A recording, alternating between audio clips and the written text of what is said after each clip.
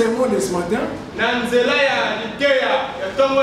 nous voulons voir un des moyens qui peut nous permettre, outre la prière et les autres exercices spirituels qu'ils vont faire, ou je vais dire en synergie avec la prière. Comment accélérer par exemple l'exaucement de nos prières ou l'intervention de Dieu dans notre vie. Alors ces moyens, ce sont les alliances particulières avec Dieu. Ainsi j'ai intitulé mon sermon les alliances particulières avec Dieu. Et nous verrons les points suivants. C'est qu'une alliance, des alliances que Dieu a accomplies avec quelques personnes dans le passé. La nouvelle alliance inaugurée par Christ. Les alliances particulières vont conclure avec Dieu. Et nous terminerons par quelques témoignages. Qu'est-ce qu'une alliance? Le mot alliance n'est pas propre à l'église. Nous entendons aussi les politiciens parler des alliances. Il y a une alliance très célèbre en Occident, que nous connaissons peut-être, dénommée OTAN, Organisation du traité de l'Atlantique Nord, qui réunit les États-Unis avec ses alliés. Il y a aussi l'alliance du mariage. Le mariage est aussi appelé une alliance. Mais une alliance, c'est quoi? Une alliance est une entente. C'est un pacte durable entre deux parties. Ça peut être des pays, ça peut être des individus, dans lesquels chacune des parties engagées s'engage à faire quelque chose en contrepartie de ce que s'engage à faire aussi son partenaire. J'ai donné l'exemple du mariage. Alors, Dieu aussi a accompli des alliances avec les hommes. Et d'ailleurs, Dieu est l'initiateur des alliances. Nous avons défini l'alliance en évoquant un contrat entre deux personnes. Et dans ces contrats sont déclinées les obligations de chaque partie. En Éden, par exemple, nous voyons Dieu. Après avoir créé l'homme, il lui propose une alliance dont le terme était simple. Il est place au milieu du jardin. Il lui demande de cultiver le jardin. Et il définit les termes de son alliance. Il dit à l'homme de ne pas manger les fruits de la connaissance du bien et du mal. Alors, quelle était l'obligation de Dieu par rapport à cette alliance-là? Dieu garantissait à l'homme la longévité, la prospérité, la bénédiction, ils ont en un mot le bonheur. Mais le point culminant de cette alliance, c'était que Dieu garantissait à l'homme l'éternité de la vie. En union avec lui, en contrepartie, l'homme devait s'abstenir de manger les fruits de l'arbre de la connaissance du bien et du mal. C'était un contrat. Amen. Amen. Mais l'homme n'a pas pu tenir à cette alliance-là. Il a violé, il a été chassé du jardin. Dieu est venu vers Noé. La conclusion c'est l'alliance. L'alliance, il dit à Noé de lui construire une arche. Noé a construit l'arche. Après, Dieu a fait venir vers Noé des animaux qui devaient. Et lui-même est entré dans l'arche. Alors, quiconque s'est trouvé dans l'arche allait être épargné de la destruction que les déluge allaient provoquer. En entrant dans l'arche, Noé est entré dans une sorte d'alliance avec Dieu. Préservé de la mort. Et tous les autres ont été désumés par les autres déluges. Au sortir de l'âge, Dieu conclut une autre alliance avec Noé. Et cette alliance-là s'étend jusqu'à nous aujourd'hui. Et les signes de cette alliance, c'était la présence ou la manifestation de l'âme ciel. Dans cette alliance-là, c'est pratiquement Dieu qui s'engageait à ne plus détruire l'humanité par les autres déluges. Si vous me direz qu'il y a des tsunamis,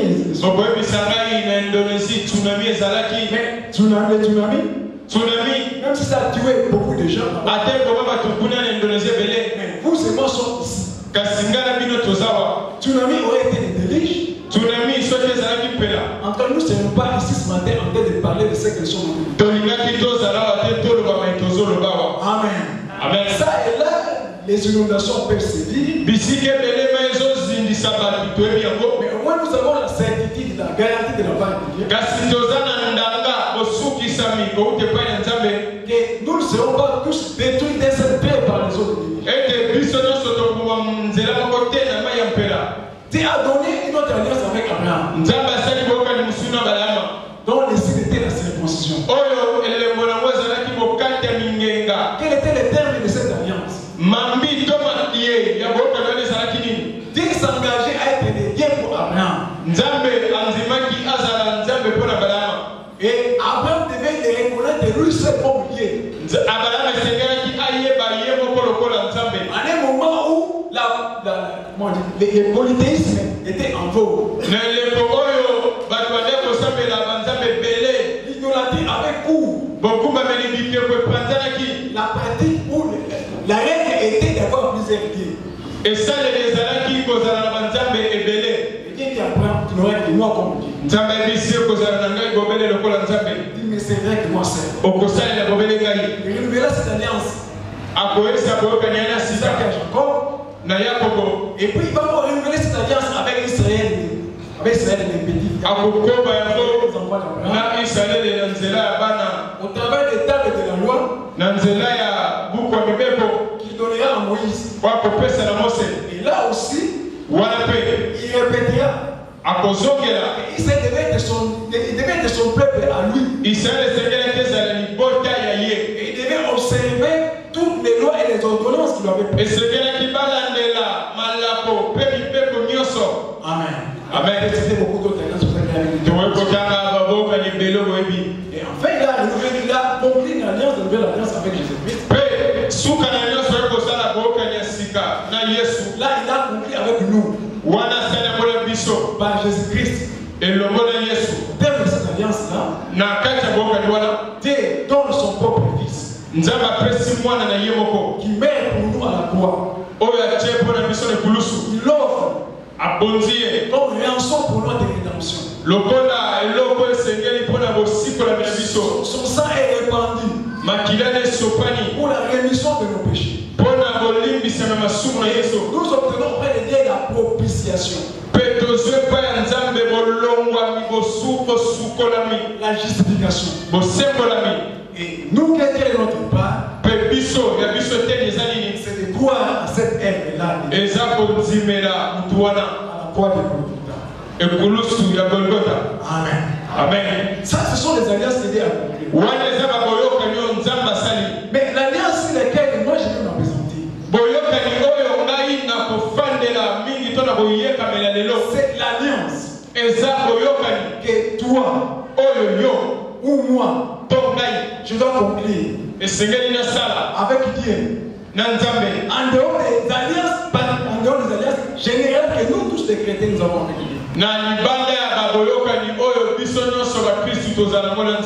Et pour ce faire, je vous invite à lire avec moi les livres de 1 et 2, chapitre 18. Verset 1 ensemble. En fait, c'est une longue histoire. Nous allons voir les parties. Pour illustrer notre message.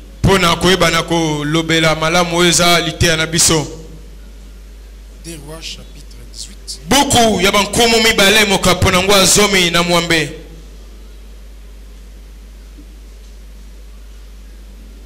Donc, vous même commencer au verset 1. La Bible nous dit, 2 Rois chapitre 18, commençons au verset 1.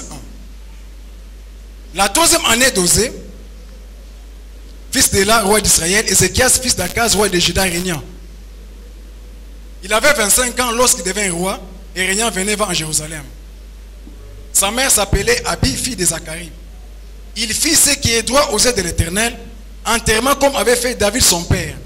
Il fit disparaître les hauts lieux, brisa les statues, abattit les idoles et mit en pièces les serpents d'airain que Moïse avait fait, car les enfants d'Israël avaient jusqu'alors brûlé des parfums devant lui. On l'appelait Néhushtan. Il mit sa confiance en l'Éternel, le Dieu d'Israël. Et parmi tous les rois de Juda qui vinrent après lui, ou qui les précédèrent, il n'en eut point de semblable à lui. Il fit attacher à l'Éternel, il ne se détourna point de lui, et il observa les commandements que l'Éternel avait prescrits à Moïse. Et l'Éternel fit avec Ézéchias qui réussit dans toutes ses entreprises. Nous allons nous arrêter à ce niveau-là. Lorsque nous lisons ce texte, nous pouvons le trouver banal. Et ils vont demander en quoi ceci a été une alliance particulière. Mais nous devons rentrer dans le contexte où Ézéchias est arrivé au trône. Lorsque Ézéchias arrive au trône, il succède à des rois qui depuis Salomon s'étaient détournés de Dieu. Nous n'oublions pas que Salomon, malgré toute sa sagesse, au soir de sa vie, s'était écarté de Dieu. Et il a prié par une idolâtrie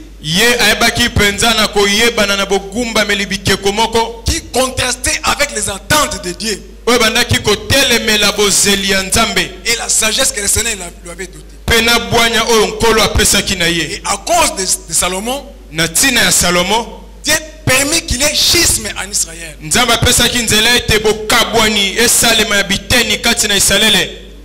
10 tribus allèrent avec Jéroboam d'un côté, et 2 tribus seulement restèrent avec les fils de Salomon. Et les 2 tribus qui restaient avec Salomon formèrent le royaume de Juda. Mais aussi bien ceux qui étaient partis du côté de Jéroboam que ceux qui étaient restés du côté de Juda, tous prièrent par l'idolâtrie. Or, s'il y a une chose que Dieu détestait le plus, c'était l'idolâtrie. Et l'appartenance à lui et à lui seul était la condition même principale ou le terme principal de son alliance.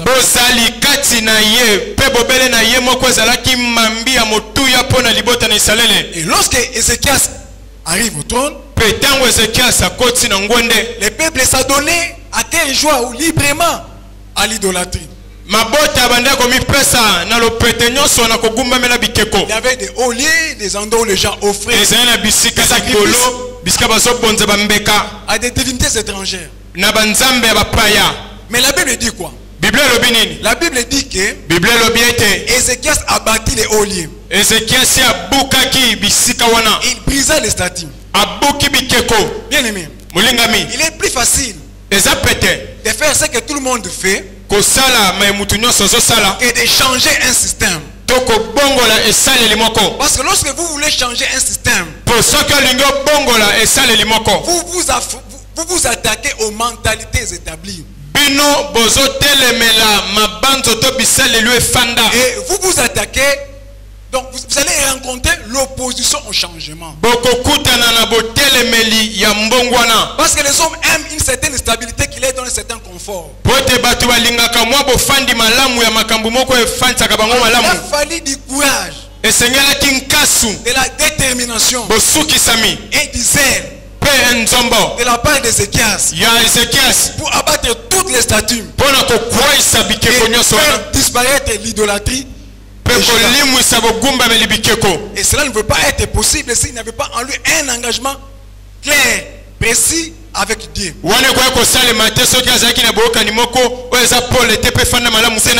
En lui-même, il avait pris la résolution devant Dieu de faire disparaître tout ce qui ne plaisait pas à Dieu et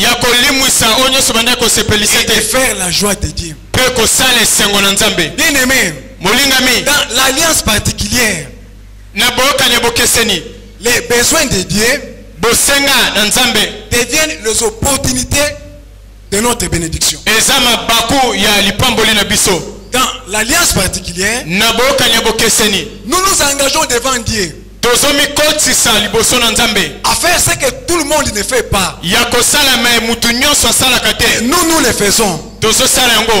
Dans l'alliance particulière, nous nous engageons devant Dieu à faire peut-être ce que tout le monde fait. Mais nous le faisons d'une manière si spéciale, si particulière, que cela devient la marque de notre amour pour Dieu. C'est en cela que cette alliance-là est particulière. Dans l'alliance particulière, nous sortons du lot. Nous sortons de ce que les communs des chrétiens font. Et nous faisons quelque chose de spécial. Un Dieu spécial. Parce que nous attendons une bénédiction spéciale de la part de Dieu.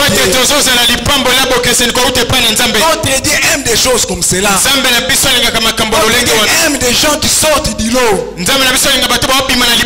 Et des gens qui sortent du lot, Dieu aussi sort du lot avec eux.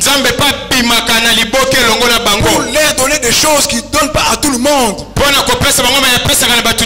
Pour leur réserver un traitement qu'ils ne réservent pas à tout le monde.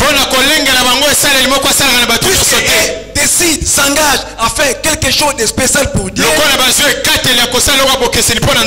Dieu aussi décide de faire quelque chose de spécial pour eux. Dieu décide de les distinguer. Parce qu'ils l'ont honoré. Amen. Amen. Quelles sont les caractéristiques de l'alliance spéciale? L'alliance spéciale avec Dieu, c'est un contrat dans lequel nous nous donnons d'abord à Dieu. Seul celui qui comprend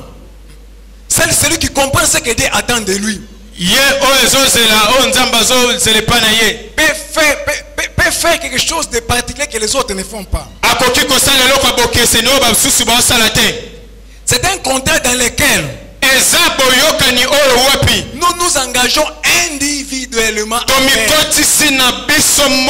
quelque chose pour Dieu. Nous n'avons pas besoin d'être poussés par qui que ce soit. Nous n'avons pas besoin d'être nombreux à faire cela. Nous n'avons pas besoin d'être dans une association pour faire cela. Nous le faisons nous-mêmes. Parce que le Seigneur nous le met à cœur.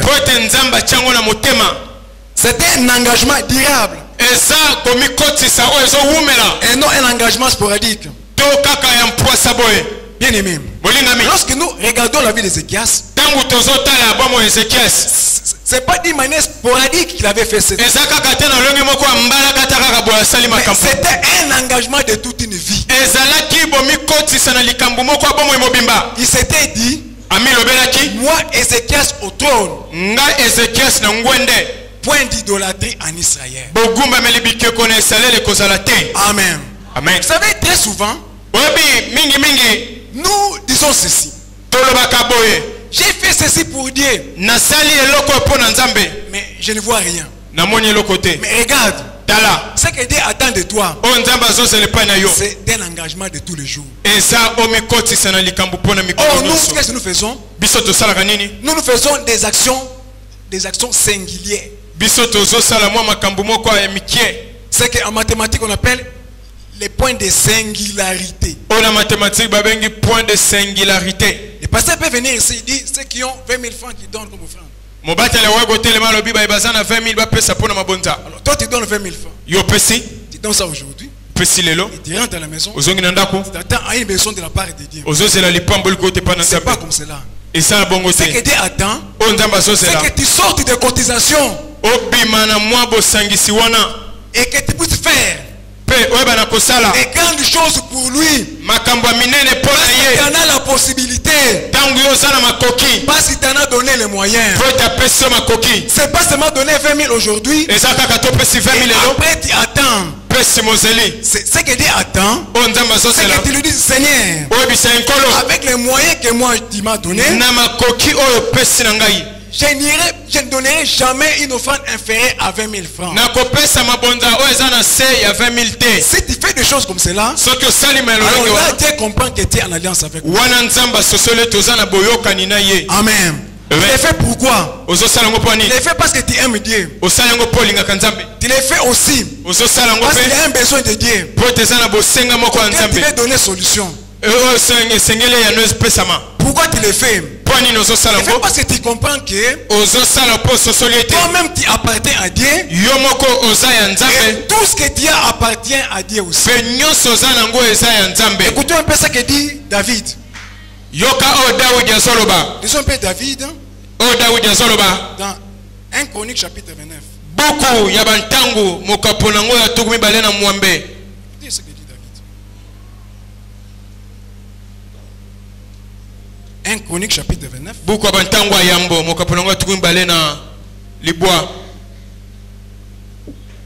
Au verset 3. 1 Chronique 29 verset 3. David dit ceci. De plus, dans mon attachement pour la maison de mon Dieu, je donne à la maison de mon Dieu l'or et l'argent que je possède en propre. David dit, dans son attachement pour la maison de son Dieu, dans mon amour pour Dieu, dans mon zèle pour Dieu, je lui donne l'or que j'avais amassé, l'or que d'autres gardent, l'or et l'argent gardent pour leur progéniture, pour leur patrimoine. Mais moi je le donne pour la construction de mon Dieu. À l'époque de David, les gens n'avaient pas de compte bancaire. Il n'y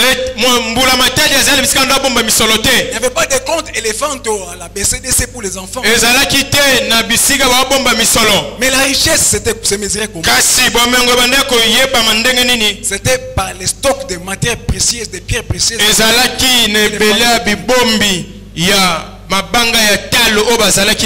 Et David comme roi avait aussi amassé de l'or. Il n'était pas obligé de donner cela pour la construction de la maison. Il a donné. Il veut garder cela pour ses enfants. Il veut garder cela pour ses vieux jours. Il a gardé. Amen. Amen. Dans mon attachement. Voilà ce que Dieu attend de nous. L'alliance particulière, boyokani ya bokeseni doit être l'expression de notre amour pour Dieu. Alors, quels sont les bénéfices que procure l'alliance particulière avec Dieu?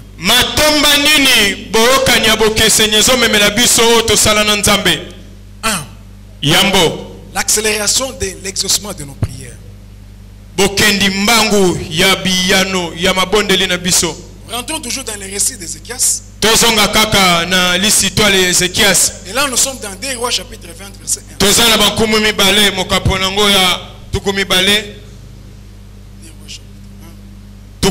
2 Rois chapitre 20.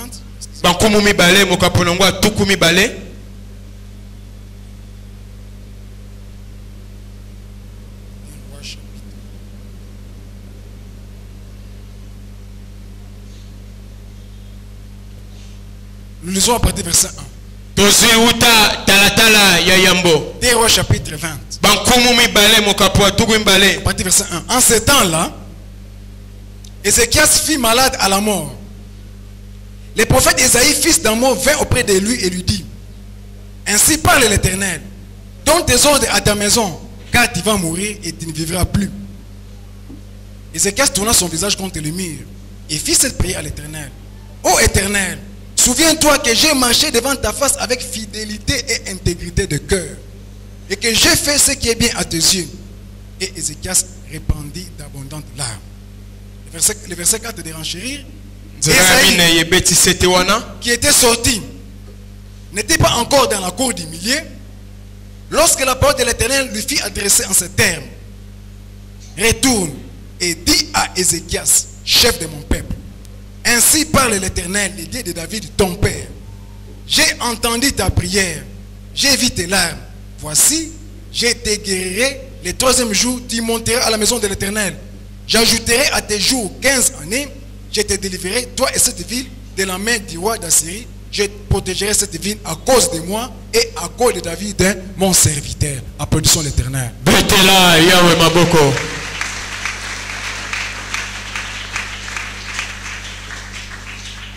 Ézéchias, il n'est pas dit que lorsque nous concluons des alliances particulières avec Dieu, nous ne voulons pas connaître des problèmes. Les problèmes arriveront toujours. Nous sommes sur cette terre. Il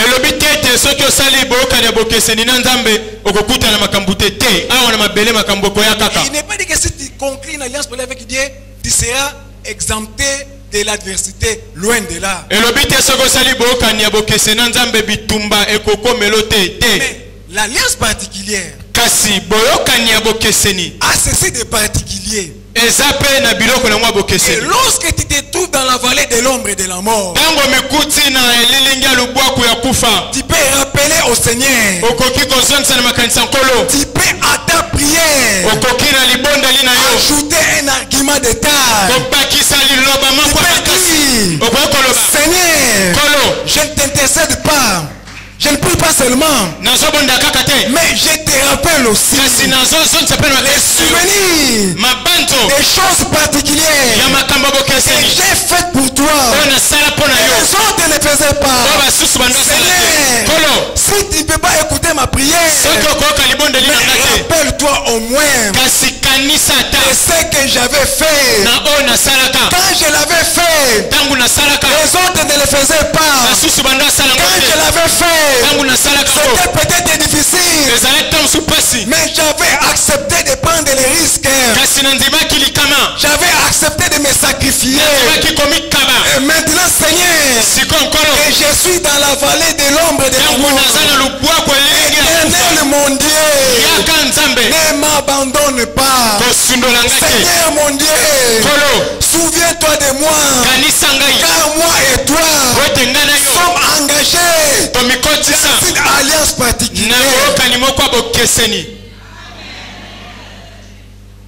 Alors vous voyez que l'alliance particulière c'est un argument de taille, un argument de poids à la simple prière et jeûne que tu peux faire. Je peux ajouter un autre exemple. Connaissons les récits d'Anne, la mère de Samuel.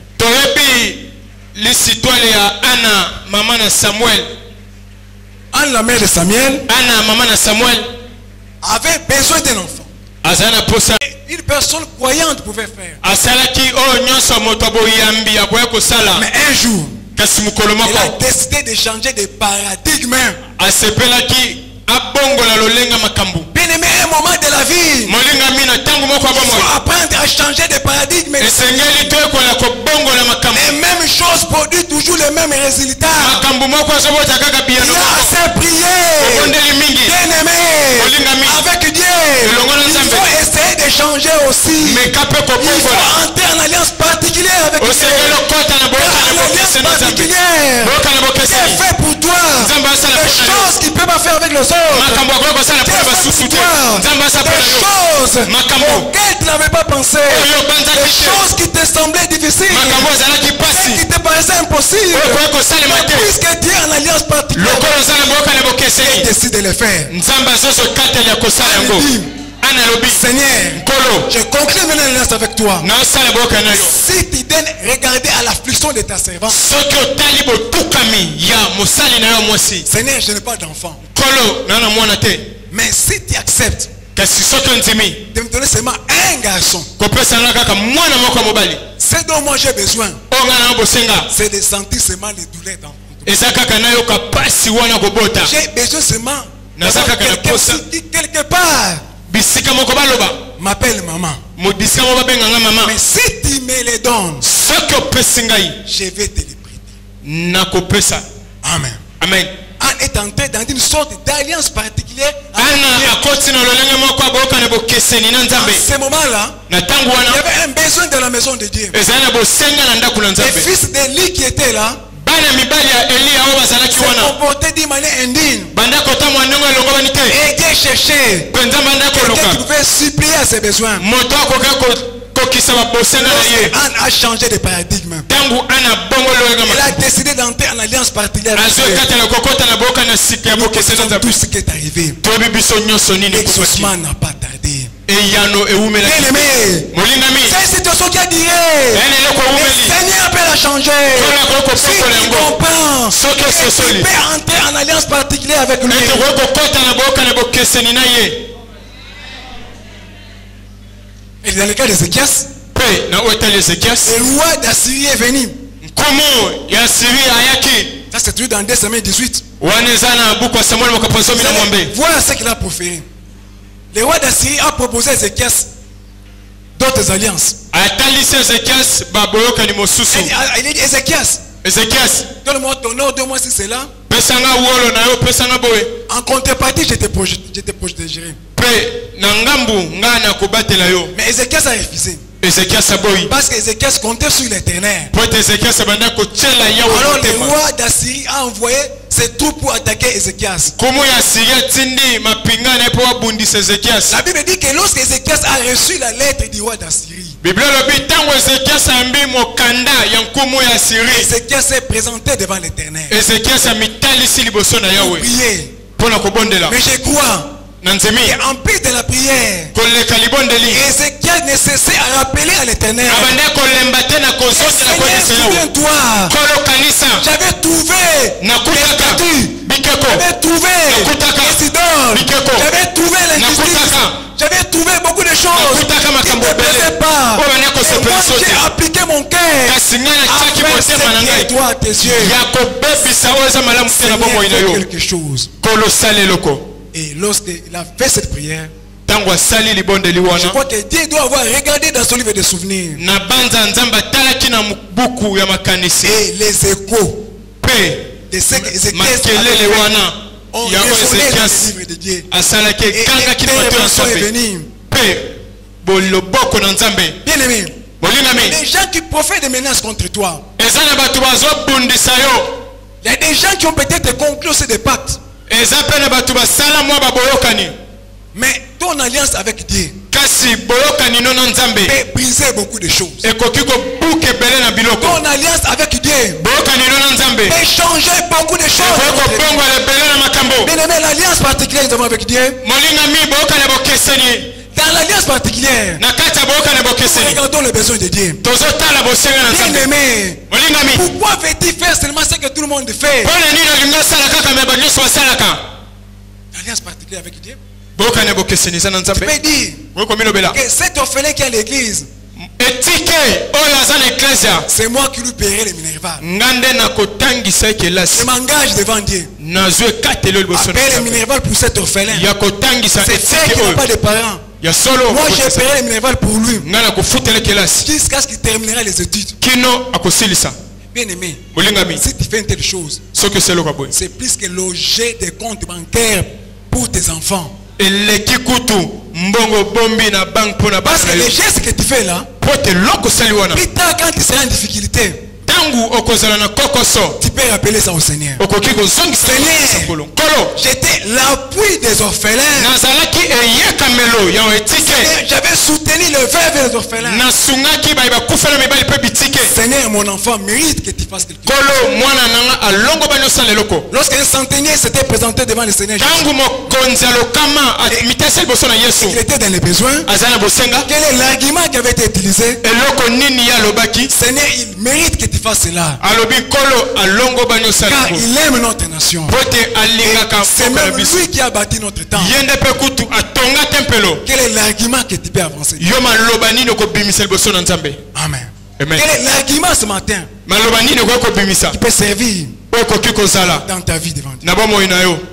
L'alliance avec Dieu assure aussi une sécurité pour nos enfants. L'alliance avec Dieu peut être une source de bénédiction pour nos enfants. Dans Exode chapitre 20, je crois, verset 4, le Seigneur dit qu'il exerce sa miséricorde jusqu'à 1000 générations de ceux qui l'aiment et regardent ses commandements.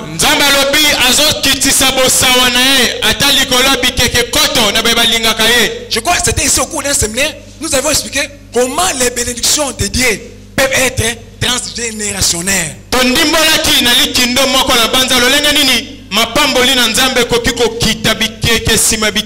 que tu fais pour Dieu peut profiter même à tes enfants demain. Toi tu demandes à Dieu de te donner les enfants. D'ailleurs il te les a donnés. Tu les fais étudier dans de bonnes universités. Mais l'avenir de leur avenir, qu'est-ce que tu fais pour ça? L'alliance avec Dieu peut faire en sorte que même au Brésil, ton enfant se présente en interview avec 4 Brésiliens. Lui il est le 5e mais Congolais. Devant un recruteur brésilien. Les recruteurs brésiliens laissent les Brésiliens. Mais il prend ton fils à toi qui est Congolais. Non pas parce qu'il est plus intelligent, mais parce que l'étoile de Dieu, les choses que tu as faites avec Dieu ici au Congo, ici son visage, en lui une spécialité, une particularité que les autres n'ont. Bien aimé, ne soyons pas nous-mêmes les complices de notre souffrance. Alors je vais terminer par quelques témoignages. Les premiers témoignages, je vais rappeler un témoignage que Papa Guillaume nous avait donné ici un jour.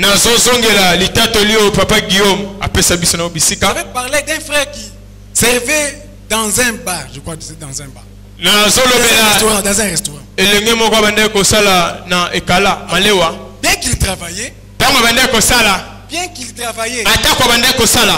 mais il menait une vie de galère. Il végétait. Un jour, une idée lui est venue.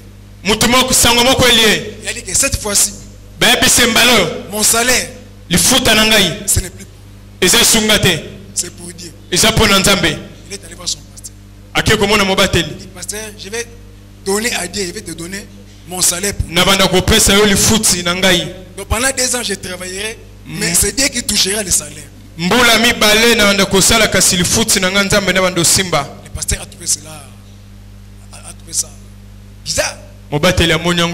C'était insolite. Insoutenable. Quelqu'un qui visiblement est en difficulté activité. Mutoko mona boazo kelela. Et qui plus est, il vient encore céder l'entêté de son salaire. Pe koleka pas signer lobi andako pesa mobimba li futi na ye. Il dira à son pasteur. Abisi mobateli na Et ye. même quand je gagne ce salaire, si je ne vois pas ce que je fais, je continue toujours à souffrir. Atako soki na bombi yango pas seza kaka. Alors le premier mois, il a donné le sang. Sanza yambo apesi. Le deuxième mois, il a donné le sang. Yami bale lokola. Le troisième mois, il a donné le sang. Misatu tokende. Mais vous savez, l'alliance, il faut papa, ça va persévérer. Obi kati na boka ne sengeli koika mpiko. Parce que Dieu va aussi t'éprouver. Pote nzambe pa ko mekayo. Tu peux aussi te donner le salaire, tu rentres à la maison, ou là, il penza, la penza. Mogai penza ozonge loko ezati. Nous avons aussi réellement aux déterminé. Amen. Amen. Troisièmement. Sanza À misatu. partir d'une certaine période, Kasi uta mwele komoko boy. il a obtenu la promotion. Bamatise pete. Il a augmenté son salaire. Bamatise le futi. Et aujourd'hui, nous parlons. Lelo tozoloba. Puisqu'il est encore vivant, Le quoi ça na bomo. il est responsable d'un réseau de magasins aux États-Unis. Azamo konzi ya liboke ba magasin moko na États-Unis. Je pensais que vous allez applaudir pour Dieu. Bakomi kakate. Na kanse boko betela nzambe maboko. Et vous voulez qu'on vous dise quoi? Que tirer à Toronto. Olingere bisoni okende na Ottawa. Mais ce que je te dis, c'est ça le moyen pour arriver à Toronto. Ona zo biso nzela ya New Delhi. En donnant satisfaction aux besoins de Dieu. Yako sepelisa ko eza ba posa na nzambe. Tu vas aller à Toronto. Ngoki Toronto. Mais les chemins, ça peut être aussi des toilettes qui sont derrière. Nzele ko pe ko zala ba zongo. O eza na Est-ce que tu sima. peux t'imaginer que tu es directeur à la société, mais tu parles en allemand. Tu dis, Seigneur, après le culte chaque dimanche, c'est moi qui irai, qui commencerai à nettoyer les toilettes. Ozana mokonzi na musala na bino kasolobi lomingo nyonso soki banzimi babimi na ke kupangusa kuna sima na J'ai zongo. toujours peiné ici, Awa en tant que responsable de jeunes. lokola mokambi ya bilenge. Chaque jour, quand le culte se termine, Mikolo nyonso tango losambo et silaka. que les jeunes rassemblent les chaises et mettent là-bas. Esengeli bilenge basangisa bakiti bacha Et kuna. au fond de moi, je pleure, je dis, ces jeunes ici, Kati nanga na ole ano ils n'ont bibilengo. encore rien compris. Nanu te basosoli. C'était tout ça.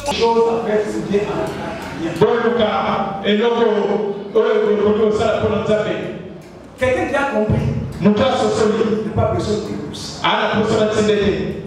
Amen. Moi, je peux aussi faire les petites aimées, je prends les choses de lumière. Le témoignage, c'est celui de Colgate. Je crois que nous avons tous déjà lié à utiliser les dentifrices Colgate. Colgate, c'est du papa Guillaume qui avait donné ce témoignage. Il travaille dans une entreprise. Il a commencé par donner la ligne. Toi, jusqu'aujourd'hui, tu discutes pour donner la ligne. Mais un jour, il est revenu le même nom. La ligne, tout le monde la donne. Moi, je vais au-delà de la ligne. Il a commencé à donner le 2 dixièmes. Ensuite, les 3 dixièmes. Ensuite, allez, dans les zones. Mais aujourd'hui, Colgate est qui? Aza mokonzi ya musala wa munene. Dieu attend de nous beaucoup de choses. Nzambe azozelepa na biso biloko ebele. Souvent, nous ne comprenons pas Mingi tososolaka ce te. que Dieu attend. Oyo nzambe azozela. Je crois qu'il y a 1 ou 2 mois passé avec Dieu, passé avec prêcher ici, Na baza sanza mibale to moko mobati ya bini ya motei mobaki awa. qui était anémique. Oyo abelaka makila oyo esilaka. Et il a expliqué comment une maman était parvenue à concevoir. Andimole biso lolenge nini mama moko akomaki na kozwa zemi. Simplement comment. Lolenge C'est nini. une grande maman comme toi. Aza mama mokolo lokola yo. Mais les passés devaient donner le travail, quel travail? Commencer seulement à servir de l'eau à cette pêche. Ayebisa te banda kaka kopesa mai na bato bazoteya. Et même devant Nzambe, il faut ça la nuit, Tokita. Si on met les questions dans la Makazak, là, il y a un mot là qui va super hollandais, super, c'est pas super, la gare hollandais, super français, car si on met le bloc, on a un bazin, on se retrouve. Dans ma besoin de il y a tout faire. Amen. Amen. Oui, bah, on se passe à la tête. L'église, par l'esprit à Tintanité. Oui, mais comme ça, je ne sais pas avoir un message à Tintanité. Avec l'église Tintanité. Construction, on constate quelque chose de particulier. Dans ce regard, Tintanité. Amen. Alliance. Parce que là, nous avons nominé. Nous avons nominé. Je crois avoir donné ici le témoignage du Seigneur. La base à la personne qui t'a donné à Otoyebi. Moi et mon épouse. Parce que la femme est amie à mon épouse. Toi, moi si. Et à la je parle de ces choses, j'aimerais que tu vois ce témoignage-là. Ces personnes étaient mariées, comme jeunes mariés, ils aspiraient au savoir de l'enfant. Mais qu'est-ce que Dieu leur a mis à cœur de faire? D'aller à Tchamba. Dans une maternité, ils avaient cité. Et de commencer seulement à aller il y avait des femmes là qui avaient accouché, mais qui manquaient de moyens pour sortir la maladie. C'était ça. Les alliances avec Dieu. Quelle est ton alliance avec Dieu? Bien aimé, c'est en alliance avec Dieu.